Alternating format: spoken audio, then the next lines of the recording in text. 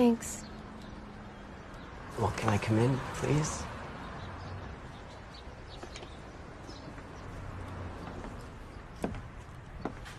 Wow. Love what you've done with the place here.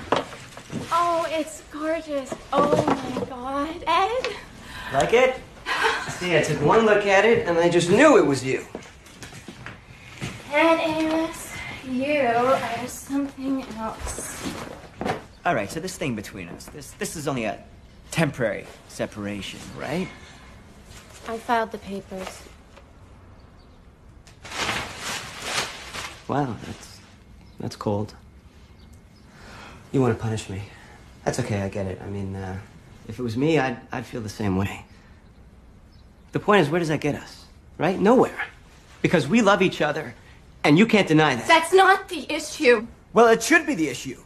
What do you want from me, Bobby? You want me to get on my hands and knees? Because I will. I'll beg. See? Come on, baby.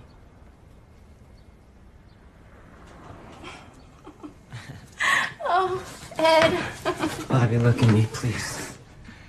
I wish I could take back what I did. I would rip my heart out if I could, but I can't. Okay, that's just the way life is. You know, we're stuck with our actions, good or bad. Listen, you don't understand things. It felt like my whole life was falling apart. You know, the problems at the office, the money. Why didn't you talk to me? Because I care too much about you, that's why. Okay? If you saw me weak, I couldn't live with myself. Everybody has problems. It's not a sign of weakness. Yeah, well, it's easy to say when they're not your problems. Sweetheart, if you've got problems, then I've got problems. I know, I'm learning that the hard way. Honey, if I lost you, I couldn't live. I love you so much. And I promise you, I will change. Now, can you love me enough and give me one more chance?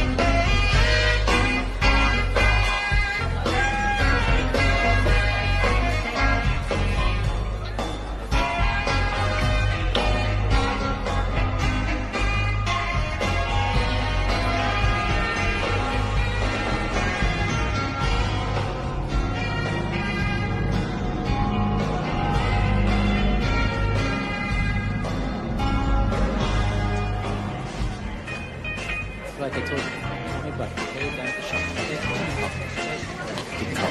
Thanks, Roger. Good to see you and Bobby together again. She is my shining star. Couldn't be happier. Look, I hate to bring up business, but I don't want to face our year end with this tax thing hanging over my head. Hey, I already said I was on it. Ed, I've been hearing that for months, man. Tim, we're partners, right? Okay, let's table this shop talk and enjoy these two beautiful women. The man is in dire need of some TLC. Now, if you excuse us, my wife and I are gonna go upstairs and have our own little party. Enjoy. Don't wait up. Okay. My princess. Your chambers. Whoa. Oh, wow. I got a little surprise for you here. Oh, baby. I think I had too much. Let's say that. We got a whole night ahead of us here.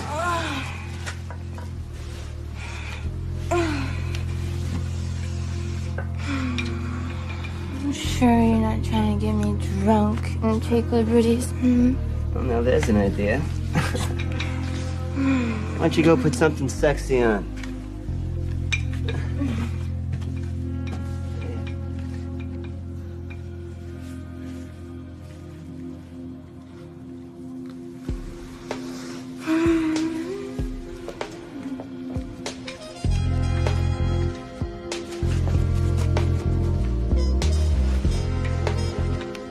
Oh, baby, I got a surprise for you. I want to see it.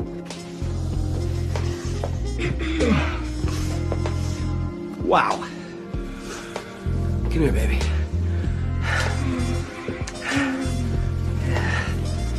Got this.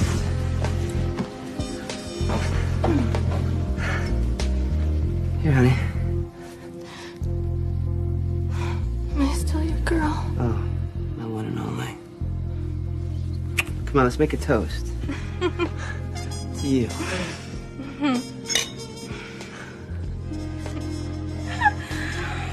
Yeah. Good girl.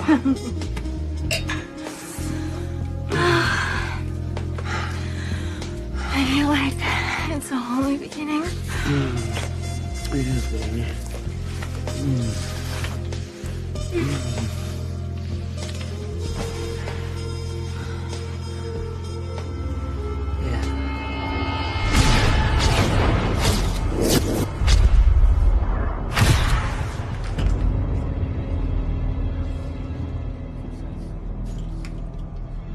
One more.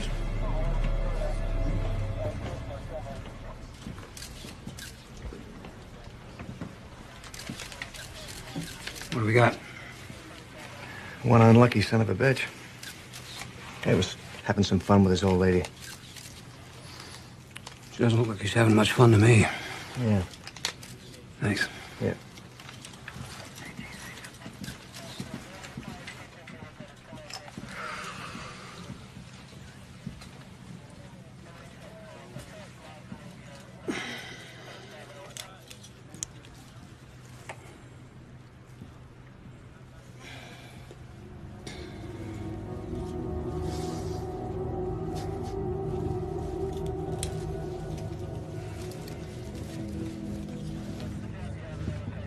Mr. Amos, I'm Sergeant Patrick Hanahan with the Detroit Police. You want to tell me what happened?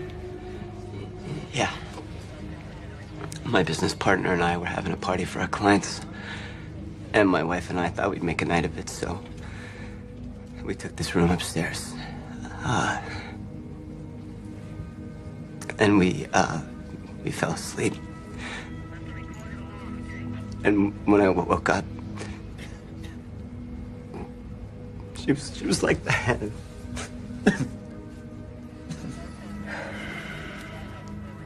Mr. Amos, if you don't mind, I think it'd be a good idea if you came on down to the station. Why? We just want your full statement. My wife is dead. What more do you need to know?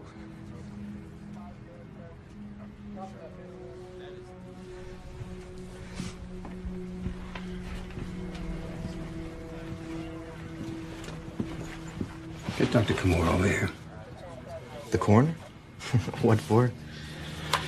Do it. All right.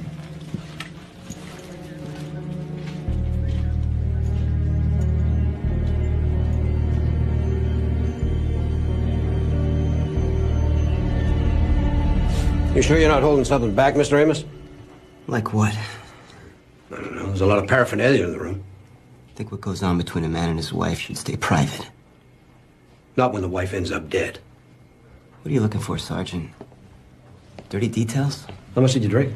It was a party. Just answer the question, Mr. Amos. A lot, I guess. Mostly champagne. What about the cocaine? I purchased that. You leave my wife out of it. She used it? Yeah, but I gave it to her. Did you ask her to use it? I didn't have to ask her. She liked it. Did she inhale the cocaine? What difference does it make? She used it. I don't need to explain the reason, Mr. Amos. I ask a question, I'd like an answer. She liked to use it internally. You happy now? I don't understand. She'd put it on her finger. She'd use lubricant so it would stick. I could have stopped her, but I fell asleep. She never knew when to stop. I'm so sorry, Bobby. I'm so sorry. Wayne County Prosecutor's Office. How may I direct your call? The guy's a former General Motors exec, and now he runs a personnel agency. There's something funny about the whole setup. Funny how? The way the room looked. Maybe I should have a look at it. No offense, Miss Westfield. Nancy. Have you been to many crime scenes? I haven't seen you around here much. That's because I'm in court putting criminals behind bars. Don't worry about me, Sergeant. I can handle it.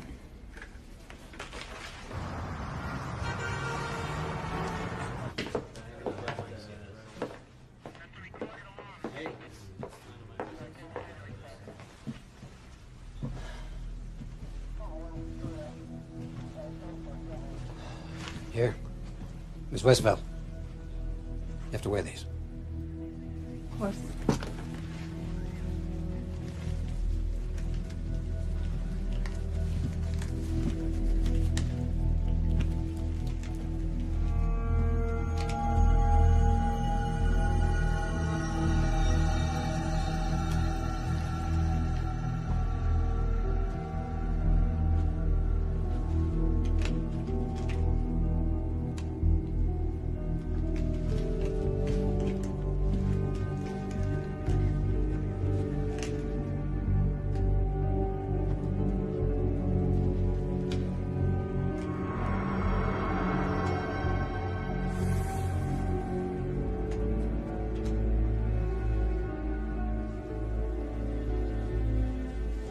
This is... Yep.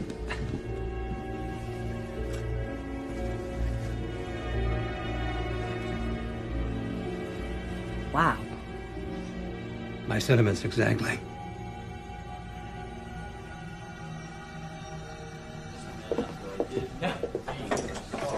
Where's Ed Amos? At a meeting. A meeting? Something about his business. Said he was closing a major deal. I didn't hold him and just lawyer up. Life in a big city.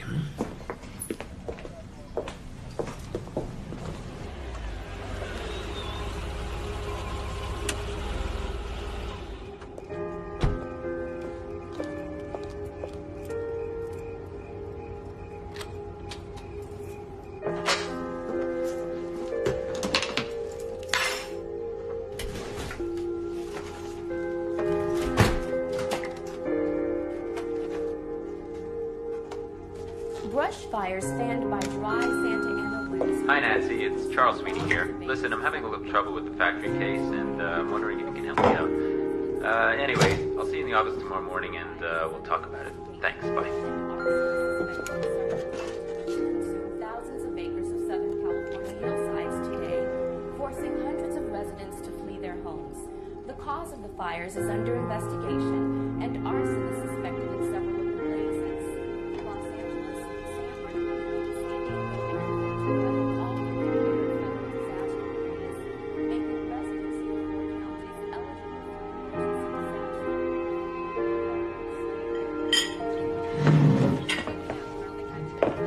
Out west, it looks like Los Angeles is experiencing high temperatures at 83 degrees.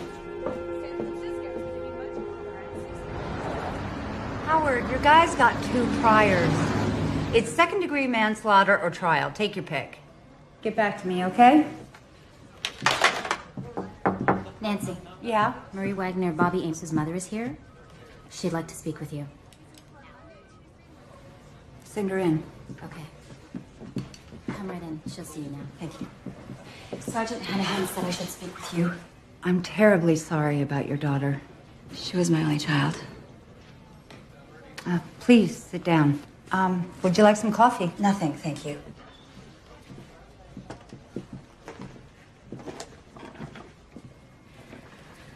I want the police to investigate my daughter's death. It wasn't an accident. How do you know that? I know my daughter. She didn't do drugs. Ed Amos killed her.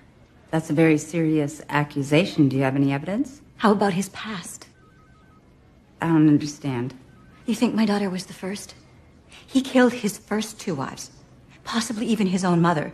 Then he collected hefty insurance payouts from all of them. Was your son-in-law ever charged? No. No, he's a master manipulator. And he's also a pathological liar. Were the deaths ever investigated? We're talking a small-town America. He was everybody's golden boy. The police never thought for a moment he was capable of murder. She was 24 years old. And she was deeply in love with him. Completely infatuated. A lot of women were. I think anyway. Hey, Tom, how are you? Morning, Ed. Veronica, you're wearing my favorite color again. Thanks. I like your tie. Thank you, Veronica. Buddy? Mr. Amos, Hey, Stace, what you got? your tailor called, your new suits are ready. Your tennis game is rescheduled to 6:30. And Doug from accounting called and said thank you on behalf of his daughter for the cookies.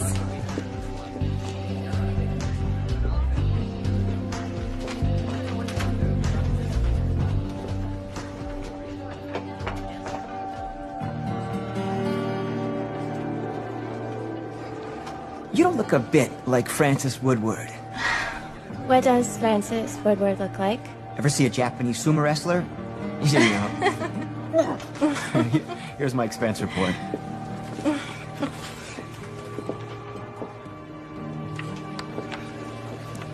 I'm Ed Amos.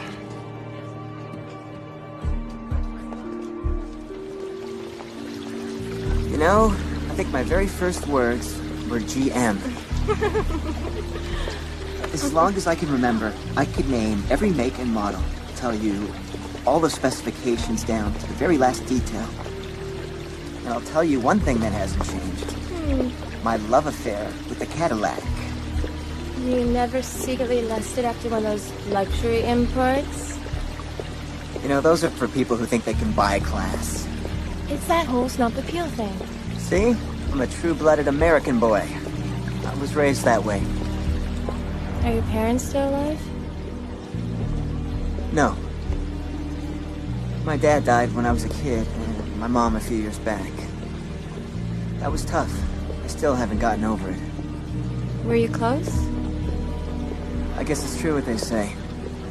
You never outgrow the need for your mother. Yeah. I guess I'm still not used to being an orphan. And now, my lady, your Cadillac awaits you. Oh! Come on. I didn't want my daughter to marry him. I did everything I could to stop her.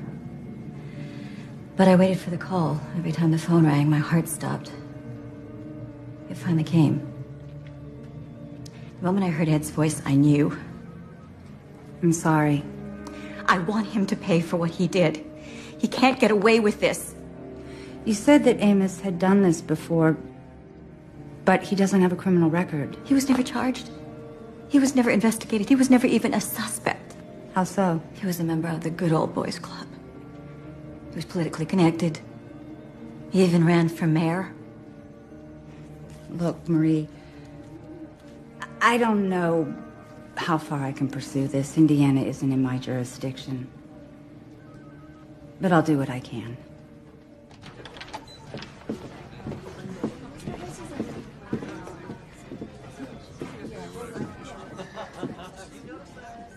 Got a minute? Sergeant. Yeah, sure. If you flip to page 3, you'll see preliminary toxicology. More tests to follow. Blood alcohol content, 2.1. Drunk as a skunk. Triazolobenzodiazepine, better known as Xanax. A downer. Cocaine. Yep, a whole bunch, too. Couple with the booze and the Xanax. Her mom said that Bobby didn't do drugs. Pure as the driven snow. And based on this, Amos is telling the truth. She partied hard, no deed. End of story. Sorry. Me too.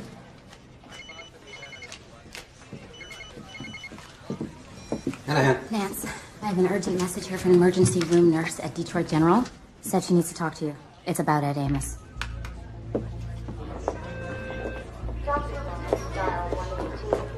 Excuse me. We're here to see Melanie Frame. Miss Westphal? I'm Melanie Frame. Hi, Nancy. This is Detective Sergeant Hanahan. Nice to meet you. Is there someplace we can talk privately?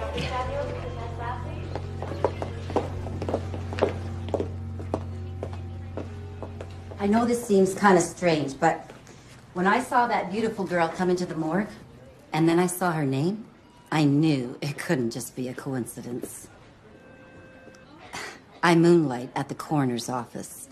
My late husband, Mark, was an undertaker and coroner back in Anderson. Same town that Ed Amos is from? At least when he was married to Carolyn, Ed's second wife. She was 27 when she died. The call came in about 2 a.m. When my husband told me, I said, "You better do a damn good job, Mark, because that man just killed that woman." What made you... When young, healthy women suddenly drop dead, what kills them? Statistically speaking, it's their husbands.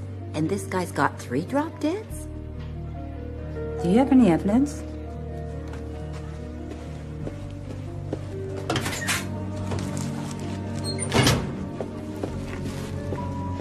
It's all there. Police reports, Carolyn's autopsy, you name it. How did you get a hold of this stuff? My husband had the authority to decide whether to do an autopsy or not.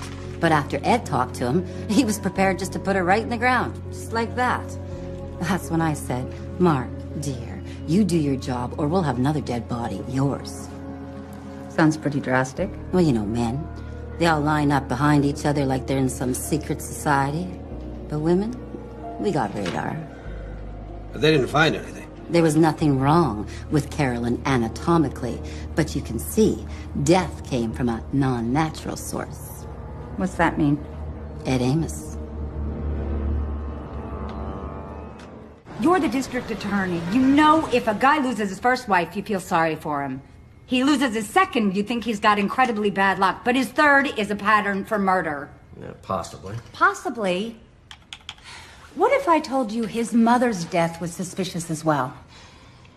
You need evidence. And from what you've told me, there isn't any. That's why this guy's still walking around out there. According to you, he's never even been questioned in connection with these deaths. To do it right, it's gonna take time to investigate. Well, you're a prosecutor, not a detective. Please let me do my job. Look, the state should be thrilled that I'm not charging extra. Okay. I will give you some time, but with one stipulation. The second this little investigation of your stalls, we file involuntary manslaughter. Agreed. Good. Now, I need your permission to go to Indiana. Indiana's not part of your jurisdiction. Anything that happened there cannot be brought into this case. Watch me.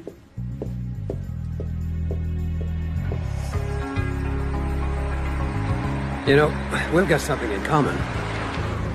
What's that? Everybody in law enforcement thinks we're nuts. Everybody except Officer Mike Williams of the Anderson force. I'm really anxious to hear what he has to say about Saunders' death. I feel like we're in Maybury.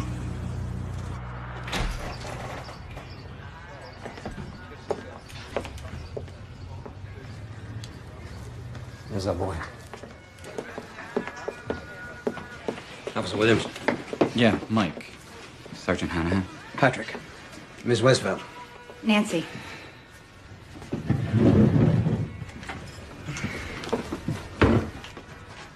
These are the case files we talked about.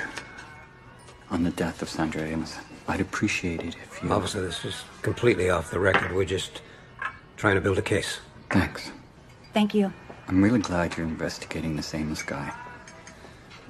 When all this went down, I was new to the force, but I was on the call. The call? Yeah, when Sandra Amos died. My partner and I showed up first. It just felt wrong. Why wasn't there a proper investigation in the first place? Small towns like this don't have the resources. A fact that didn't escape our friend, Mr. Amos, I'm sure. Ed Amos was a hometown boy, part of the community. A mayoral candidate. Lions Club, Kiwanis. He was the president of the local chamber of commerce. People here still swear by him, and were sad when he moved to Detroit. Huh. As a close friend of Sandra's, you must think it's odd that we're here so many years after the fact. What I think is odd is that nobody talked to me about it when it happened. Well, the truth is, we're here investigating Sandra's death in support of our case against Ed and Bobby Amos's death, his third wife. Oh my God. He killed another one. You think Mr. Amos murdered his wife? Well, now that I know about Bobby, I think he killed 3 wives. The only people who don't are the police.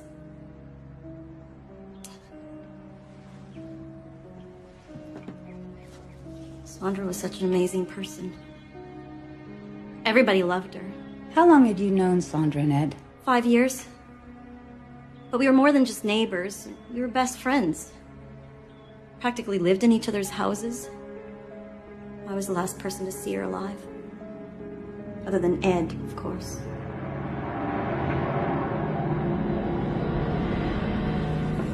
Just think, if Ed wins the mayor's race, you'll be first lady. Right, me the closet Democrat. He better not find out I'm thinking of voting for his opponent. Hello? Yeah, she's right here. Speak of the devil. Hey, baby. How'd it go? Should I pick up my inaugural gown? Okay, I'll see you soon. Standing room only crowd at the League of Women Voters. Knowing that he probably promised them all discounts on the next card.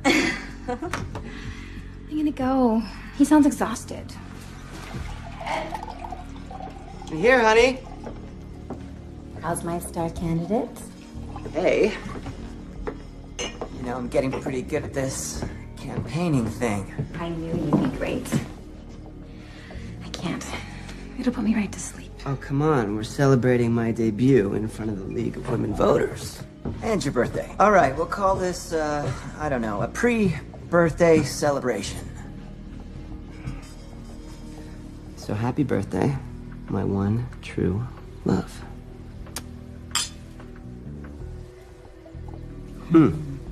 So I got a gift coming for you tomorrow, but I figured I'd give you these now. What are those? Well, you're the teacher, you tell me. Keys? Very good. You didn't. I did. No! Yeah. Red? Last time I checked. Oh.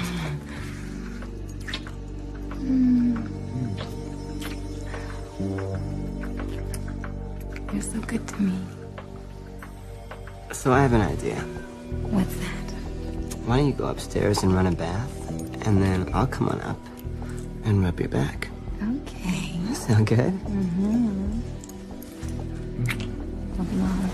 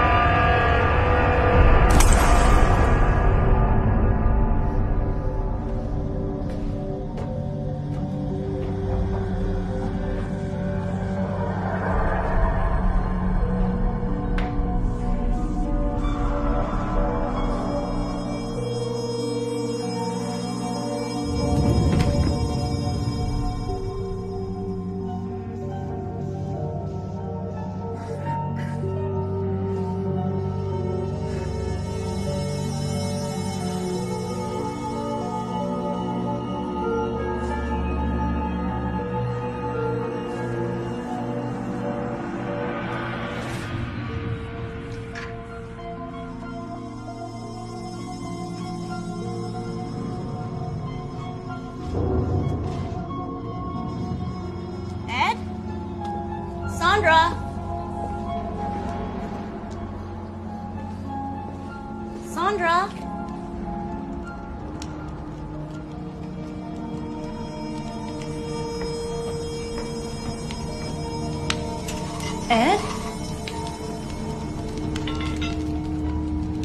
What happened? Where's Sandra? She's dead. What? My shining star is dead. Oh my god. When? What happened? Could you leave me alone, please? Now?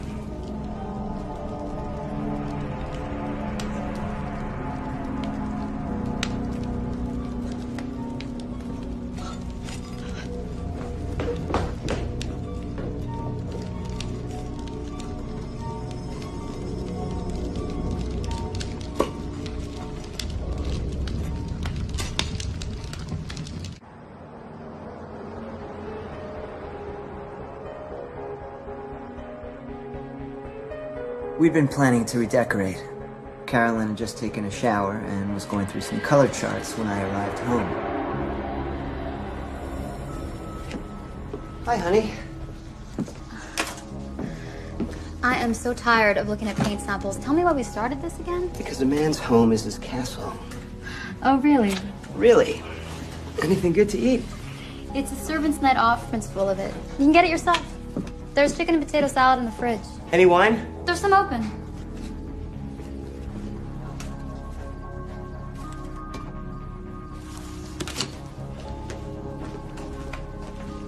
Where are you going? To dry my hair.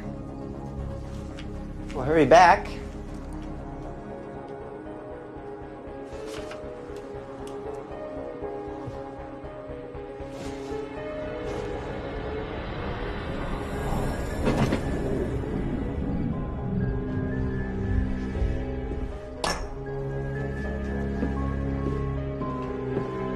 Hey, babe.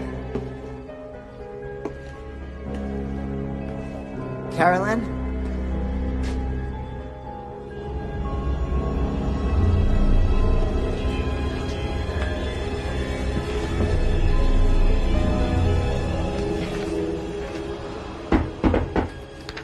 Yeah? Chow, man. I'm starving. There is nothing to contradict Amos's version. Have you read the files? Everybody thinks this guy was a saint. Listen, anytime there was a game and I couldn't get tickets, Ed came through. God, that pizza smells great. Yeah. Thin crust, too. Only way to go. Now, this is my personal favorite, the interior decorator. About 3 days after Carolyn's death, Ed phoned to say he wanted to go through with the redecorating of the house. I thought it was a lovely gesture. The house meant so much to Carolyn. Okay. You're making me sick. None of them heard any accusations or rumors? They didn't think it was, in any way coincidental that 2 of his wives died mysteriously? One of his secretaries attributed the rumors to jealousy. Ed was so kind and so generous that people just like to see a good guy fall. He bribed people with all that crap. The police here? They weren't going to investigate him and risk not getting that nice new fleet of cars. This guy is fascinating. Uh-oh. No, not like that. I mean, he's diabolical. He's covered all his bases. You and I deal with murderers every day. Have you ever met anybody this meticulous? I'm still trying to figure out when he sleeps. Can I ask you something? Why would you want a job like this? I'm a born-again civil servant. I love the abuse. Your husband doesn't mind? My biggest fan. He died a couple of years ago. I'm sorry. Me too. Was he sick? Skip had a heart condition.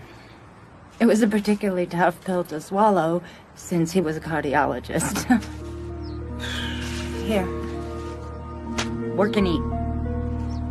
Congratulations, Nancy. You've got enough circumstantial here for 2 additional murder cases. Only they're in Indiana, and you're prosecuting this case in Detroit. I'm establishing pattern. Why? You won't be able to use it. I plan to ask the court for admission of priors. I'll cite Vanderfleet. The last time somebody cited that was about 35 years ago, and you know why? Because it's a loser. Who side are you on, Bob? The people of the state of Michigan. Thank you. We cannot prosecute people without proper evidence, even though we may think they're guilty as hell. You're gonna have to do a lot better than that if you want this office to file first-degree murder charges. My suggestion to you, focus on Bobby Amos. And if you don't come up with a motive, or at least a cause of death by the end of next week, this office will file involuntary manslaughter. First offense, no priors. He'll walk. That's it.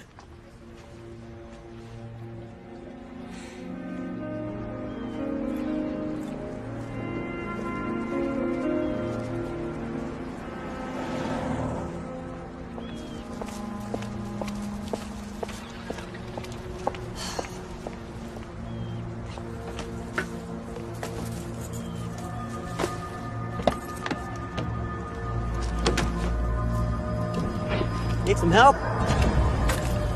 I met Amos, Bobby's husband. I know who you are. Hey, can we go somewhere and talk? I don't think so. Listen, you don't have to drive 400 miles to find out about me. I'll tell you what you need to know. Save the taxpayers their money. You're not afraid of me, are you? There's a restaurant down the street by the water. Yeah, I know it. I thought you might. I'll meet you there. You don't want to forget this. Thanks. What is it exactly that you wanted to talk to me about, Mr. Amos? My mother-in-law tells me you think I killed my wife. Your mother-in-law? Yeah, Marie Wagner. We had lunch yesterday in Anderson. You look surprised. You keep in contact? Oh, Marie and I go way back. Actually, I was friends with her while I was with my first wife, Sandra. Through GM? Well, that's where we met. But we soon found we had a mutual vice. What was that vice? Poker. Yeah, I hate to admit it, but she's much savvier than I am. That woman has nerves of steel. Well, since you and Marie were such good pals, she must have been thrilled when you married her daughter. She actually was very, I want to put this delicately. It was very awkward. I mean, Marie and I were friends, and of course we flirted a little, but that was it. But then when I started dating Bobby, she became hostile. So I had to hope that she'd get over this, I don't know what to call it, this thing.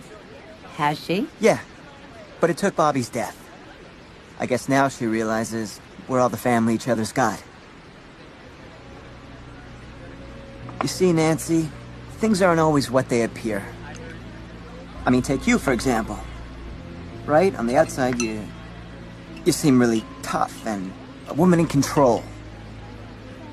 But really, you're being pulled in every direction. Am I? Come on, Nancy. You're in a man's world. The guys at work think you're a dilettante. Just one more woman who's trying to make a name for herself at their expense. You think you know a lot about me, don't you? Enough to know you're barking up the wrong tree. That's an interesting theory, Mr. Amos. I have to go.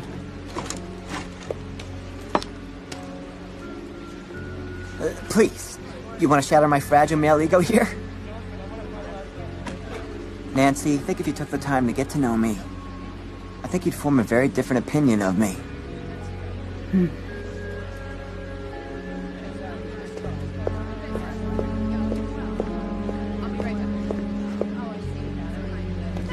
It's a cyclical thing.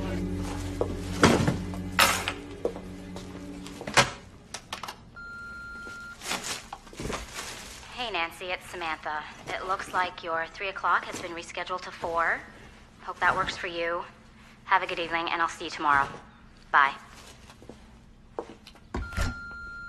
Hey, Nancy. I just wanted to thank you for taking the time out of your busy day to chat. Maybe we can do it again. I could come over.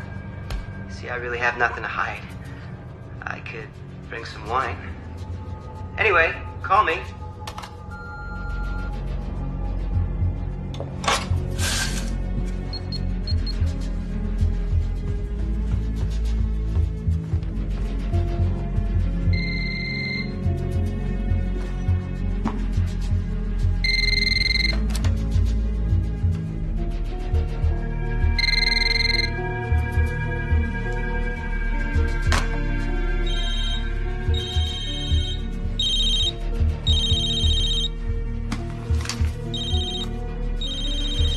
Idiot. Who does he think he is?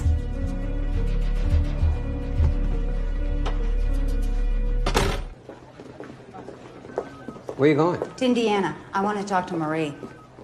You're making way too much out of this. Come on. She's given us all this information, and she just happens to admit the fact that she's had a 20-year friendship with Amos. You knew they worked together. Worked together, yeah, but those two hung out together. She had lunch with him day before yesterday. Yeah, so? So, maybe she was jealous of her daughter's relationship with Amos. Out for revenge. Oh, you don't really believe that this is about Marie getting even with Amos.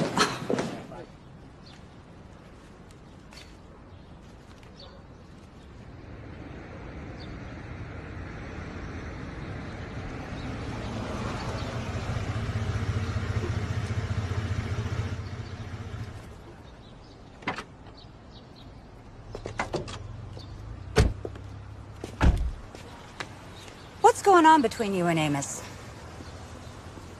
Like I said before, he has a way with women. What about with you? Me? No. No, he's not my type. I mean, obviously he's a handsome man, but I always found him a little, I don't know, racy for my taste. That kind of man can get you into trouble, you know? But you liked him. We worked together. You never socialized? We both like to play cards, okay? So you were card buddies? I never said buddies. You knew his first wife, Sandra. Yes. What about Carolyn, the second wife? I knew her a little bit too. Why didn't you tell me you had a long history with this man? Because it has nothing to do with my daughter's death. What is your relationship with Ed now? There is no relationship. So why do you continue to see him?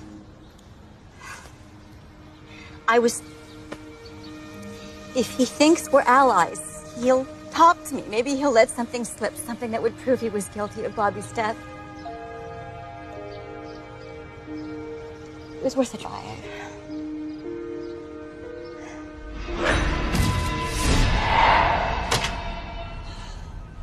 So what's the motive? Money. He had plenty. He had a good job and a successful side business. Not enough money to support his gambling, fancy cars, the Rolex watches. There is nothing illegal about being a good gambler, unless you don't pay your taxes. Okay, let's put motive aside for a minute. Bobby Amos died from acute cocaine poisoning. Mm-hmm. Ed says she did it to herself. How is it possible to get 14 times the amount of an overdose into your own bloodstream? You can't. You'd have to get it into her, but there were no signs of a struggle. Did we talk to everyone at that party? Everyone but Owens. Is that Ed's business partner in Detroit? Talked to him on the phone a couple of times. He's always out of town. I want him interviewed in person. Tell him he makes himself available to us within the next 48 hours or we'll slap him with a subpoena. Yeah? Who? Put her on. Hello? Yeah? I'll be there in 15 minutes.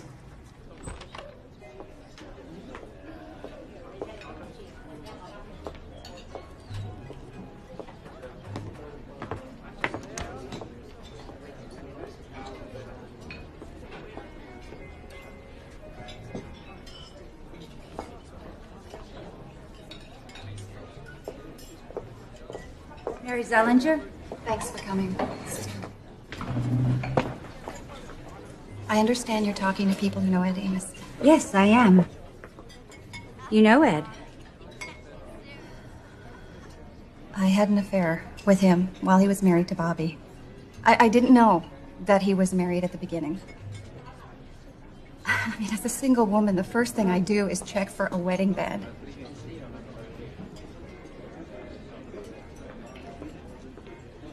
When I asked him why he'd never married, he told me he was widowed. That his wife had been electrocuted in some freak accident. How did you two meet? He was a GM exec, and I sold him his paging system and was a service rep. If you don't mind, Miss Westfield, I just need to say this first and be done with it.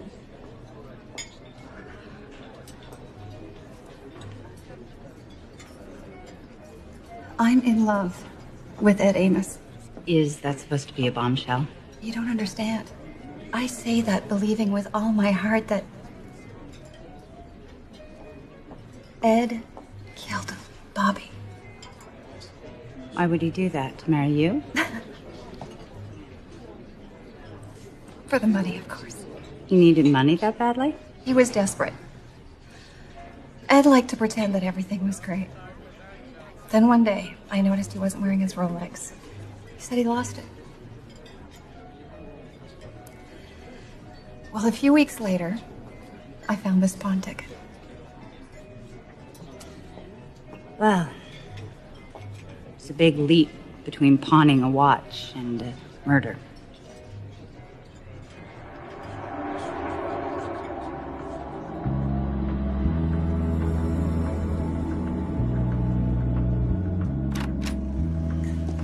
Hello, gorgeous. Okay. What's wrong? How can you look at me and lie like that? I know where you were, Ed. It's over! I don't date married men, period. No exceptions. Listen, it's not what you think. You're either married or not. Legally married, but that's it. Right? Is there any other way? Yeah, there is. The way I am with you. Mary, I'm in love with you. I'm married to Roberta in name only. Right, and now you're gonna tell me what, she's an invalid? Hey, I'm serious. All right. You want the truth?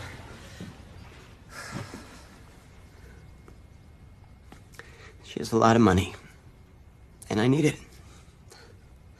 I am up to my eyeballs in debt, and I just resigned from GM.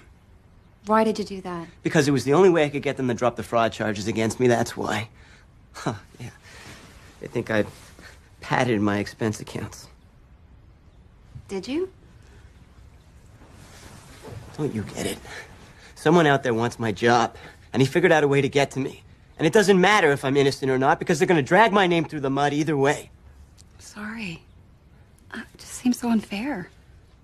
It's okay. I'm starting a new personnel agency. Bobby's put up half the money. But I have other investors, and hey, it's not like it sounds. She owes me, and she'll be the first one to tell you that. And then I fell in love with you. Honey, I know I should have been upfront with you about this. It's just... I was so afraid to lose you. You don't know how badly I need you in my life. I'll tell you what. I promise you, I'll file the divorce papers. If you promise, you won't leave me. Deal?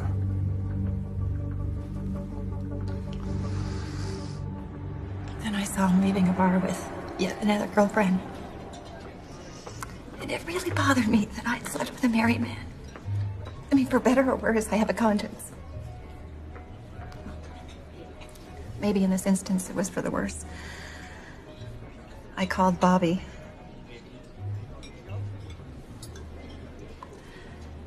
I told her I was having an affair with her husband. She said that she suspected it all along.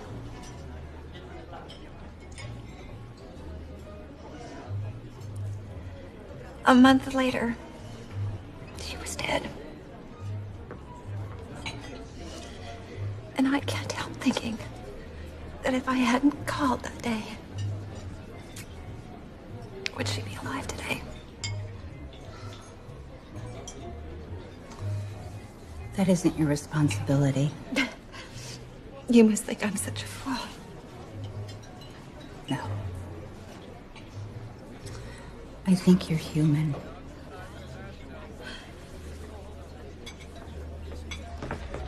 Nancy? How'd it go? Well, what if I told you that I have, in my possession, the smoking gun?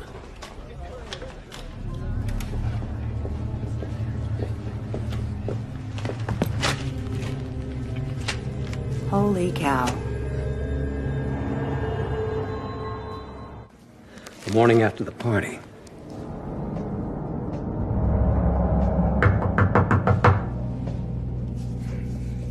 We're sleeping! Come back later! It's me, Ed. Open the door. You gotta help me. What's going on? You trust me, Tim? I don't want to talk business at 6 a.m. I need you to keep something for me and no one can know about it, ever. Can you do that for me, Tim? Yeah, sure, I guess. No guessing! Now my life is on the line, man. Christ, Ed. What the... Don't ask me what it is. I can't explain it. It's not what it looks like. It is like this falls into the wrong hands. Do you have any idea what that would do to our business? Okay. Okay, don't worry. You do that for me. Yeah. You what you kill on you, buddy. It's all good. All right.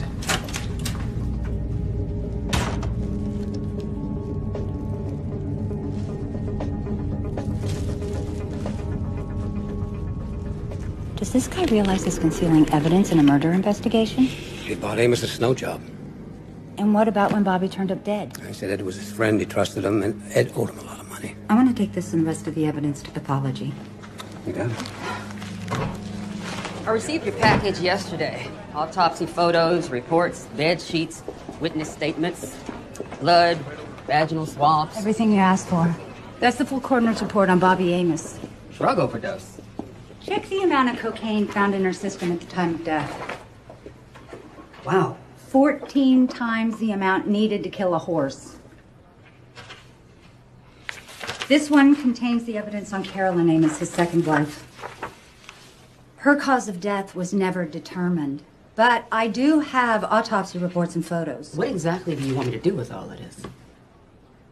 Connect the dots? You need linkage. First, we have to figure out how they were killed. Now, Bobby Amos couldn't possibly put that much cocaine into her own body, and that's where you come in. Well, we do the best we can here, but... Look, give me a week, okay? And if you don't hear from me, feel free to call. Thanks. No problem. He waited several hours before he called anyone. Then he called Owens and he gave him the syringe. Remember, the coroner in Carolyn's death reported that Amos waited several hours before he called the police, just like with Sandra. You know, I think you have a real shot here, so long as you focus on Bobby and forget these legal long shots. I will. I want to charge him with first-degree murder with a lesser included charge of murder by poisoning. I know what I'm doing. Prominent businessman and former General Motors executive was arrested today for the murder of his wife at a fashionable downtown Detroit hotel. Mr. Amos, do you have a comment? No comment.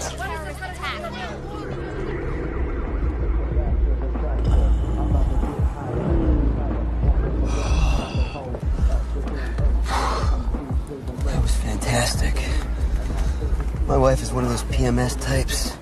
She doesn't know how to please a man in bed. She just lies there. I pull out the sex toys, she thinks I'm a pervert. Well, I've had it with her. I'm gonna take her out. You get what I'm saying? I better get back to work. Lowell Edwin Amos was arrested and charged with 2 counts of first-degree murder. Oh my God. We're here today as to a motion for the admission of other acts of evidence. Yes, Your Honor. Proceed. Mr. Amos put this issue squarely before us when he told anyone who would listen that he and his wife were fooling around with cocaine and she accidentally had a heart attack and died. He set himself a defense of accident. When the police arrived, they knew something wasn't right because they called in Dr. Kamor of the medical examiner's office. A highly unusual move. They knew they would need toxicology reports or all they would have would be an involuntary manslaughter.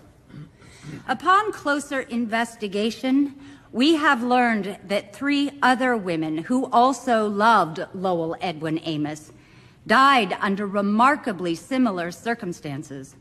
And in all cases, he would earn a financial and emotional benefit. In the People versus Vanderfleet, Judge Boyle noted, quote, When you lose one spouse, how sad. If you lose two, how remarkably interesting. How legally questionable. Your Honor, this man has lost 3. Objection. There's no evidence my client had anything to do with those deaths. Overruled. You'll have your turn, Mr. Mitchell. We ask this court to admit the evidence of Sandra Amos's death, Carolyn Amos's death, and his mother, Mary Toll's death, to show that on the night Bobby Amos died, Mr. Amos had only one intent in mind, and that was the murder of Bobby Amos. The jury must be able to evaluate the picture fully. When they are looked at in their totality, what you get is a glaring picture of Mr. Amos's intent that night at the Royal Oak Hotel.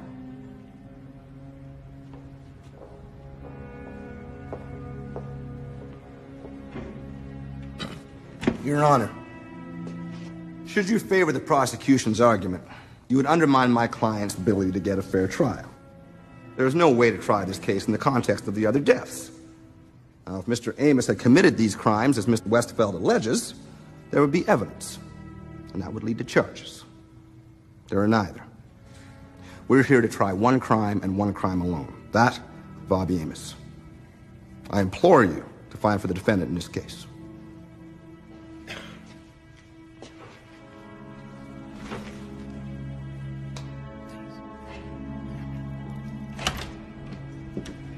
Can you hold a second? Well? He'll let us use Carolyn. You are a goddamn genius. Genius would have been if he'd let us admit the deaths of Sandra and his mom, too. Oh, see, that would have been a fairy tale. I'm betting on you. All you had when you secured a warrant to arrest Mr. Amos was based on the evidence you had at that time, which was the statement made by Mr. Amos. Is that correct? No, that's not correct. All right. Is there anyone in this world that can tell you Mr. Amos killed his wife? I don't have an eyewitness, if that's what you mean. You don't have any witnesses, let alone an eye, do you, Sergeant? Or do you plan to produce a key witness that was in room 822 when Mrs. Amos died, sir?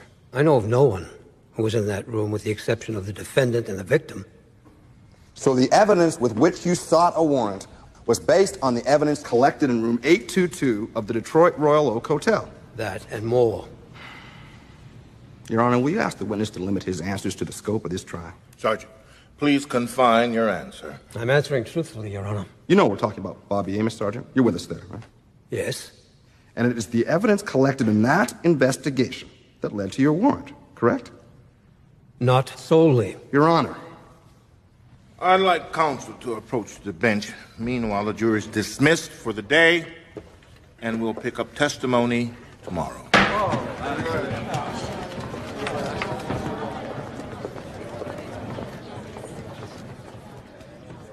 I have one question, Sergeant Hanahan.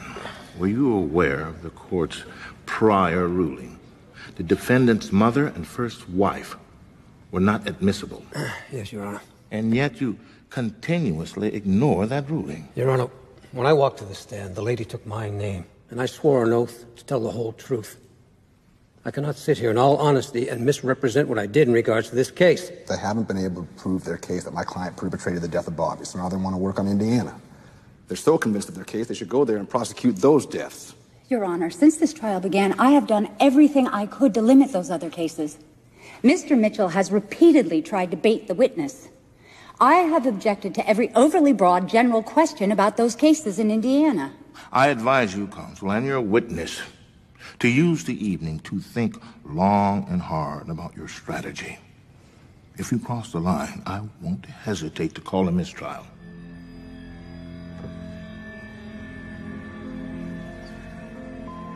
Mitchell's going to pick up the same line of questioning tomorrow. He knows Pat won't lie. That's what he's banking on.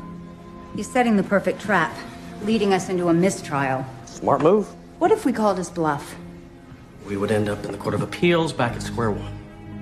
You suggesting Pat lie? That's not going to happen. No, I'm not suggesting that you do. I'm just saying that Mitchell has us between a rock and a hard place. You need to tread very carefully right now, or you can kiss this case goodbye.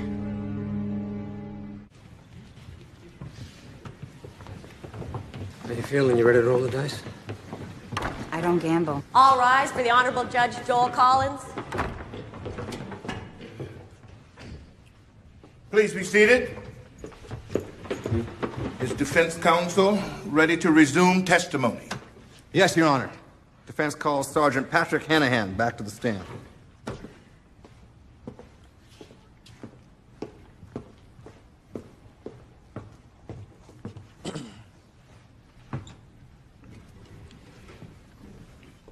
I'd like to return to the issue of the warrant for Mr. Amos. Did you obtain the warrant as a result of evidence collected entirely from the hotel suite at the Detroit Royal Oak Hotel? Not entirely. You're aware, Sergeant, that I'm speaking solely about Bobby Amos. I mean, my client's not charged with killing other people, too, is he? No, he's not. Mr. Mitchell, we need to confine. All right. He's the one trying to expand it, Judge.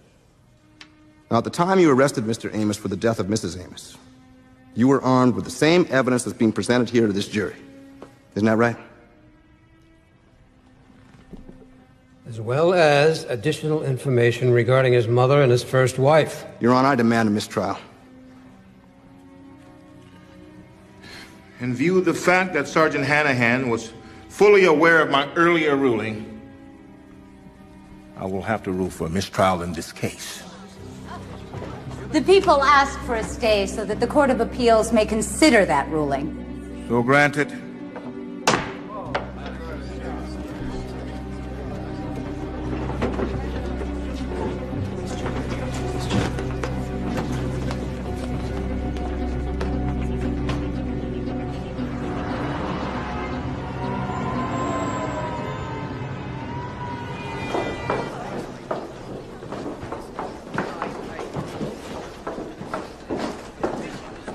Excuse me. The judge is issuing his ruling.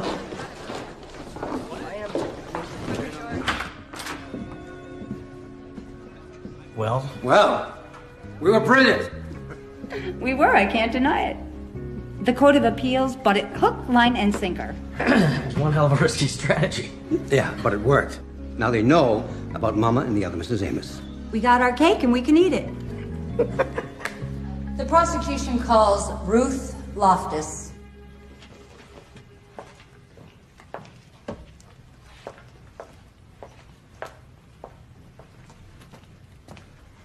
Please place your left hand on the Bible and raise your right hand.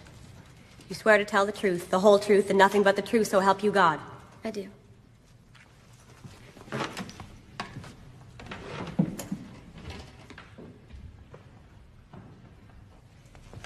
Can you tell us your name, please? Ruth Loftus. Can you tell us where you were working in March of 1999? Yes, I was working in a strip club at Washington and Belmont Street in Indianapolis, Indiana. What were your duties in the club? To mingle with the customers and do lap dances, things like that.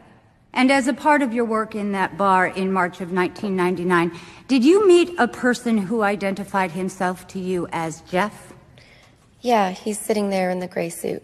Let the record reflect that the witness has identified the defendant, Lowell Edwin Amos. How did you and Mr. Amos first meet? He'd come into the bar, flirt with the girls, and complain about how his wife didn't understand him, and how he had some problem with his mother when he was a kid. Let's talk about his wife. Did he say anything else about her? Yeah, he said he killed her. Objection. Prosecution's leading. Sustained. Did you ever see Mr. Amos again? One more time, a few weeks later, the end of August. What did he say then? He asked me to marry him, and I went, right. And he said, well, I'm getting married again anyway, and I'll probably kill her too.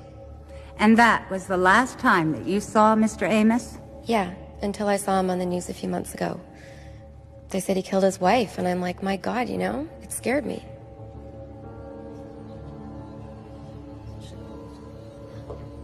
Tell me, Mr. Amos, were you a good husband and provider during your marriage to Carolyn? My wife and I had a very good relationship.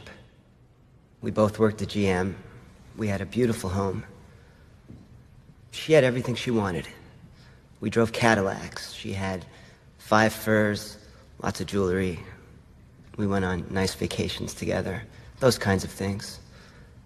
Basically, I was very, very good to my wife. I loved her deeply. Were you as generous with Bobby as you were with Carolyn? Oh, I wish I could have been. Unfortunately, I ran into some financial difficulties soon after marrying Bobby. And she understood. She said she had everything she needed because she had me. Now, during your marriage to Carolyn, did you ever meet a Miss Ruth Loftus who testified here yesterday? No, sir. Never been to the Pussycat at Belmont in Washington?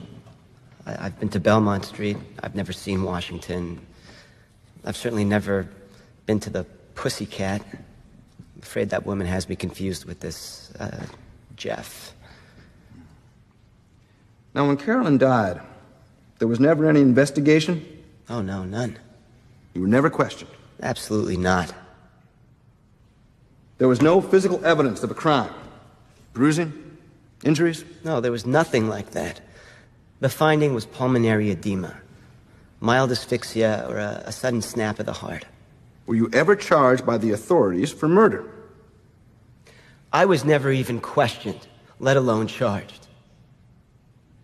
Now I'd like to talk about the night Bobby died. Okay.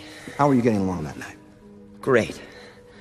You know, it felt like we were moving on. I'd just come clean about my affair, and Bobby forgave me. She was just that kind of person. Will you tell the jury, please, Mr. Amos, what happened when you and Bobby went back to your hotel room? We went back to the room. Bobby got undressed. I took a couple of Xanax because I had to get to sleep. I had an important business meeting in the morning. Xanax was some sort of sleeping pill? It's for anxiety. It relaxes me. Does it help you to sleep? Oh, very much so. All right. So you said your wife got undressed. Does that mean she put on pajamas, sleeping gown? Lingerie. So she got on the bed, and I poured us some champagne. We drank some. We fooled around a bit. I did a line of coke, and then Bobby, Yes? You know, this is pretty intimate. I know this must be difficult for you to talk about, Mr. Amos. But did your late wife, Bobby Amos, did she or did she not have cocaine on the night of her death? Yes. She put some on her finger and inserted it. You'll have to educate me. What is that supposed to do? Well, basically, she put lubricant on her finger, then dipped it in the coke. That way it would stay on. And then inserted it into her vagina. This would heighten sexual stimulation. Then what happened? Then we played with some toys. She did the same thing again. She spread the lubricant around, dipped the toys in the coke, and put it inside her again. And I guess soon after, I must have passed out.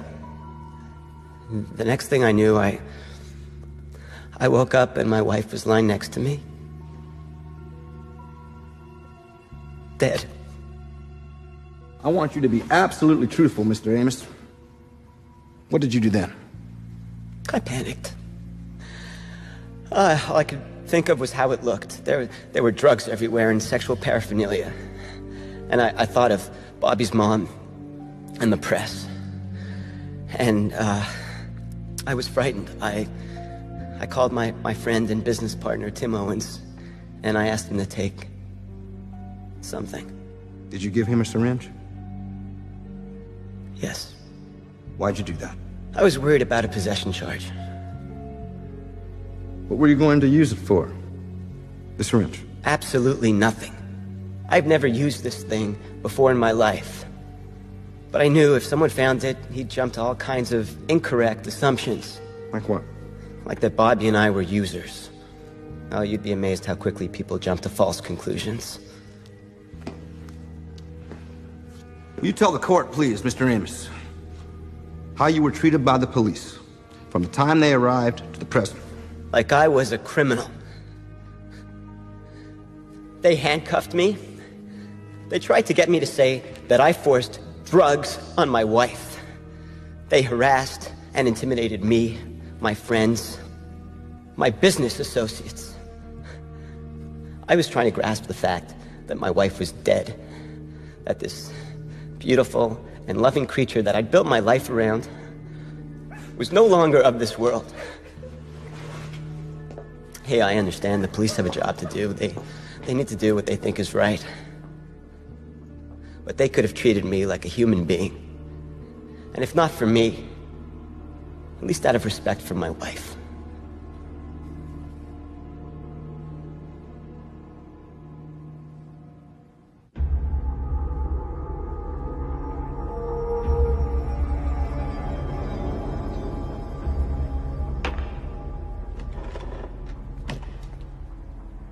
What I would like you to do for me, please, Mr. Amos, is to answer my questions succinctly. I would appreciate it if you don't fill in the blanks as you go along. Certainly, ma'am. As long as you don't try to lead me. Well, you don't understand, Mr. Amos. This is a cross-examination. That is exactly what I'm going to do, lead you all over the place. Were you in the military, yes or no? No. In the statement taken after your wife Carolyn's death, you indicated you were. Well, they must have assumed. People's Exhibit 17. Is this your briefcase? One of them. I'd like you to step over here, please, and indicate for the jury what each object is that was found in your briefcase, and explain its purpose. Mr. Amos. Certainly.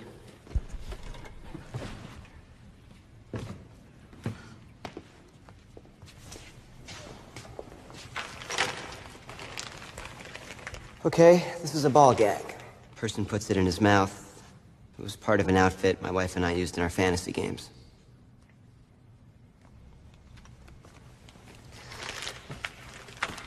That's the blindfold. I'm sure you can figure this one out. This is a strand. It's used to touch someone sensually. These are handcuffs. And all these batteries. Those are used for the vibrating adult toys. You may return to the stand.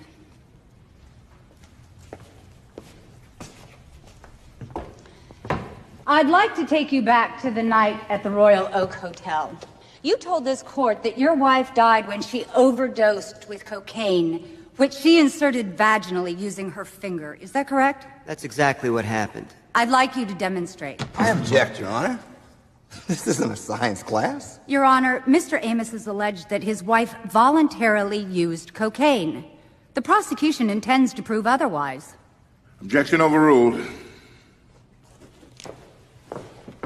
The state would like to introduce this baggie filled with cocaine that was recovered from 822 at the Royal Oak Hotel. Objection, Your Honor.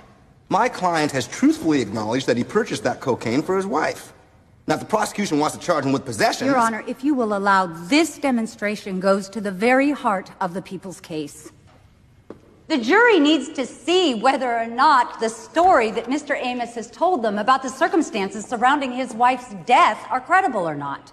I'll allow. Proceed. Now, I have here the lubricant you claimed your wife used on her finger. Dip your finger into the lubricant.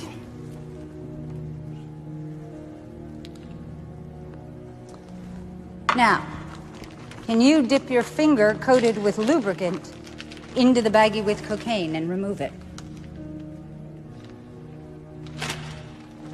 How much cocaine would you say that is, Mr. Amos? I don't know. Not much. Not much. How many times do you think your wife had to repeat that exercise to put enough inside her vagina to kill 10 people? I don't know. 100 times? I said I don't know. 1,000 times? Objection! The witness said he didn't know. Sustained. I submit to you, Mr. Amos, that you do not know because it is not possible. Unless you contend that she continued to insert the cocaine long after she was dead. Maybe she didn't use her finger. Maybe she used one of the sex toys. I don't know. According to the medical examination, there was no cocaine found at the entrance of your wife's vagina. Can you explain how that would happen if she used her finger or... I vehemently protest. This is nothing more than prurient voyeurism posing as a cross-exam. She is dragging my dead wife's name through the mud, discussing our sex life in front of the world. It is Mr. Amos who chose this defense. The jury has every right to see it acted out. Answer the question, Mr. Amos. I don't know why you couldn't find cocaine there. I was asleep. And if you know so much, Miss Westfeld, you explain it. No further questions, Your Honor. You may step down, Mr. Amos.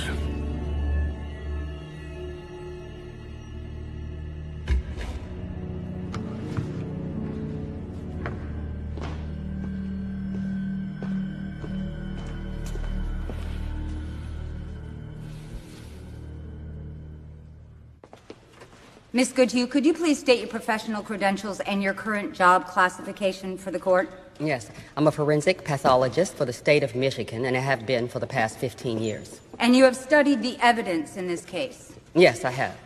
Thank you, Miss Goodhue. I would like you to walk us through the events that led up to and including the death of Bobby Amos on the night of June 17th of last year at the Royal Oak Hotel. Well, Mr. and Mrs. Amos arrived back at their hotel about 20 past midnight. My princess. Ms. Amos, Bobby, had already consumed a large quantity of alcohol. In spite of that, Mr. Amos opens a bottle of champagne. But before handing her the glass, he crushes up 2 pills of Xanax and puts them in Bobby's champagne. Combined with the champagne, the Xanax reacts on Bobby quite quickly. Objection, Your Honor. This is pure conjecture. How can you allow this? Overruled. Continue, please. Well, Bobby falls asleep. She falls into a deep sleep. At this point, Mr. Amos rolls Bobby over.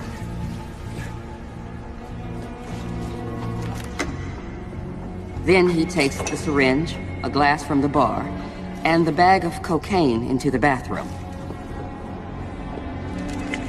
He mixes the cocaine with water and fills the syringe with the mixture. Then he returns to the bedroom.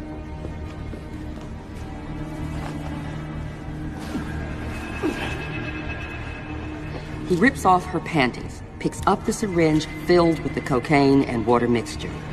Now there is no needle on the syringe. What he does is insert the plastic syringe into her vagina and injects the mixture. In this liquid form, the cocaine is quickly absorbed into Bobby's bloodstream. This would have caused Bobby to go into anaphylactic shock. Her body would have been thrown into violent spasms as she was clinging onto life. Now, not satisfied that she was dying, Mr. Amos straddles Bobby. He holds her nose and stuffs a pillow over her face to prevent her from breathing.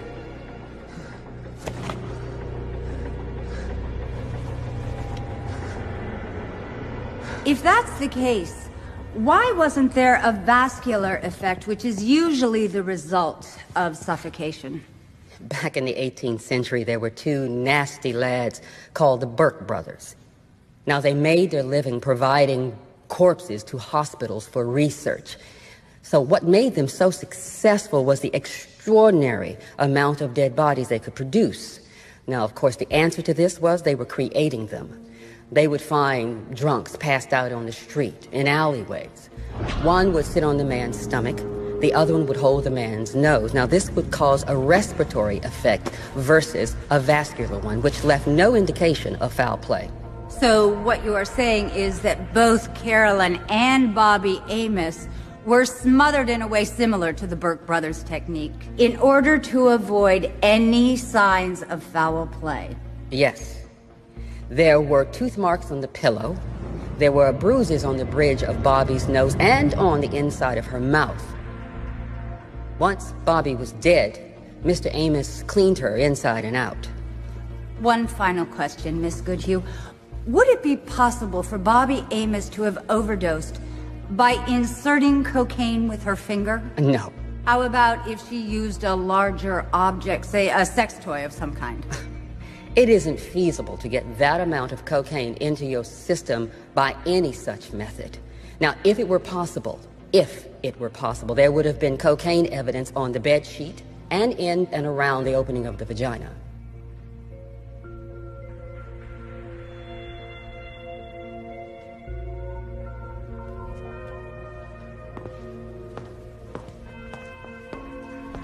I have no further questions, Your Honor.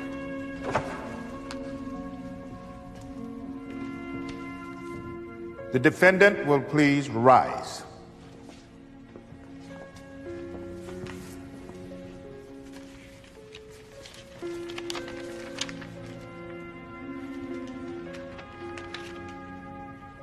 In the People versus Lowell Edwin Amos, what say you as to count 1, first-degree premeditated murder? Guilty. What is your verdict as to the defendant, Lowell Edwin Amos, count 2, murder by poisoning? Guilty.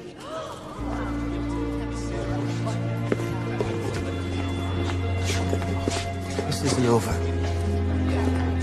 Ladies and gentlemen of the jury, the court thanks you. You are dismissed.